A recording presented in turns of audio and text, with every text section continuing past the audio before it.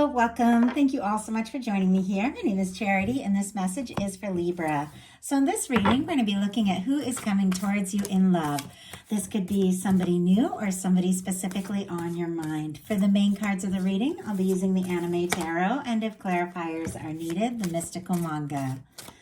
So let's get started. First of all, we're going to get a card for you, Libra, to see where you're at when it comes to love, how you're thinking and feeling, what you're attracting towards you, and the person coming towards you, what they are thinking, feeling, and hoping for. And what is your energy together? What is your energy together? How do you spend your time? How do you express your emotions together? How do you express your emotions together? What intentions and desires do you have for this connection? And what is a potential outcome in the near future? Okay, I have a whole bunch of cards just kind of flipped in the middle, but there was too many to take. Let's see if we can just get one. Okay, potential in the near future. Potential in the near future. Okay. We do have a Hermit on the bottom of the deck here. Virgo energy could be significant, strong in your chart or your person's, but somebody could be a little bit quiet here in this connection. Maybe you, maybe the person on your mind, or, once again, it could be somebody you haven't met yet. They could be single, on their own, thinking very deeply, honestly. The Hermit is a deep thinker about what it is that they're wanting and hoping, but I do feel like there is a quiet energy. So somebody could be taking a little time to be on their own and really get clear about what it is that they are wanting from a connection. Heart of the matter for you, Libra, we have the 9 of Cups and the 7 of Wands. I like this, Pisces and Leo energy, but 7 of Wands is all about healthy boundaries, knowing what it is that is important to you, taking a stand for what matters, saying no to the things that don't serve so you can have more time and energy for what you're passionate about, what you're excited about. It's also an energy of not settling. And with the 9 of Cups, that is such a beautiful energy of, being good, where you're at, feeling good, having good times, enjoying yourself, taking those times, times to do things that you really like. Could be somebody specifically that you are wishing and hoping for with the 9 of Cups because it is a wish card. But overall, I feel like that 9 of Cups energy is what both people need to be in to manifest a 10 of Cups together. Like, you've got to be in a good space.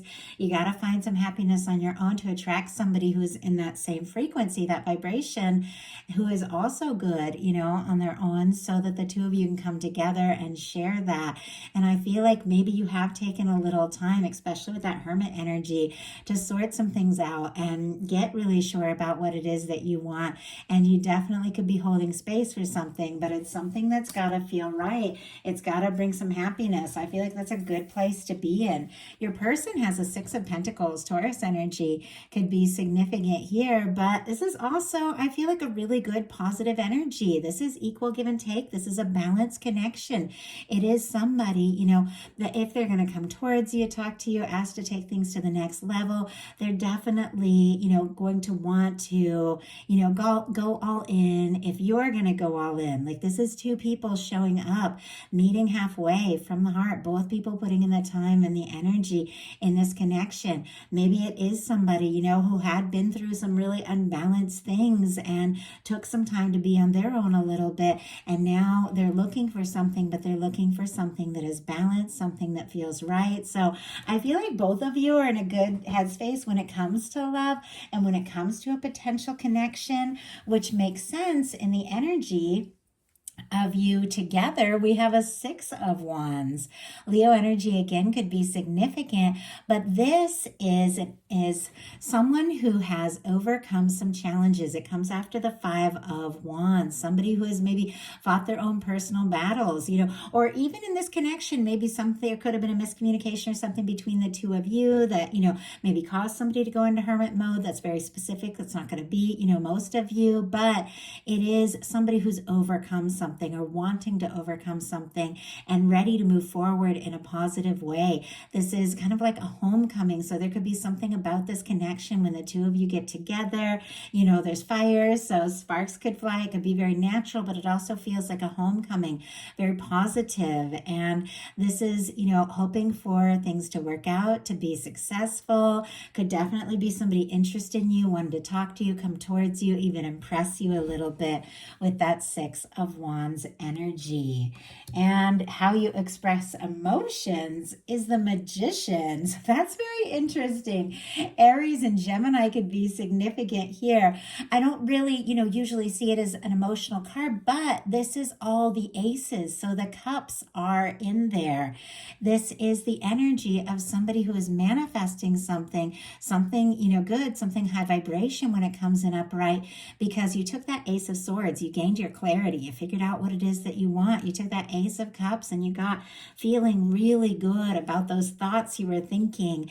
And then that is when you took the Ace of Wands to manifest an Ace of Pentacles, a new beginning. It's like all the aces, but in a positive, like high vibration way to create something, to manifest something. The two of you could be thinking about each other and could be wanting to open up about some things that you've been feeling. I feel like there is, you know, definitely this sense that if we want to have something, you know, we've got to take action, we've got to initiate.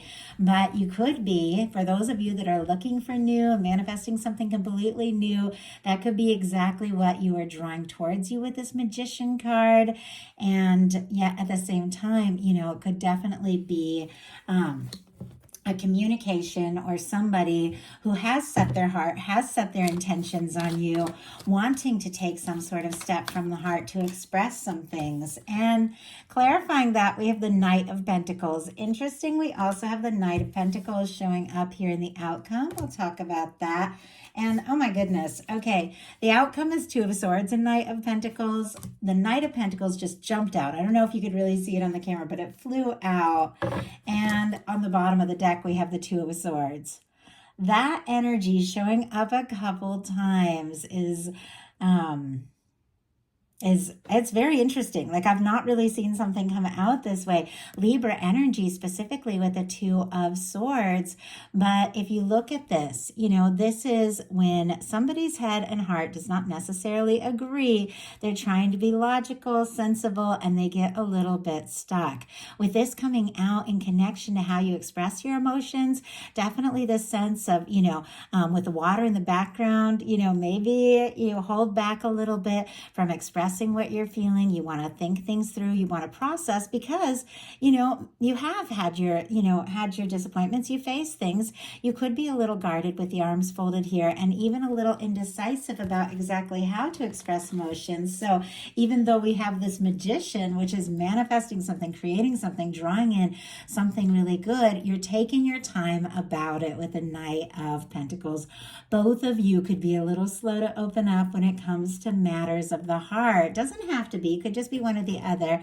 And that doesn't have to be a bad thing either. I feel like, you know, my connection, my person that I've been with for years, oh, it took us forever to, both of us were guarded. We had our walls up. We were both coming out of like difficult things.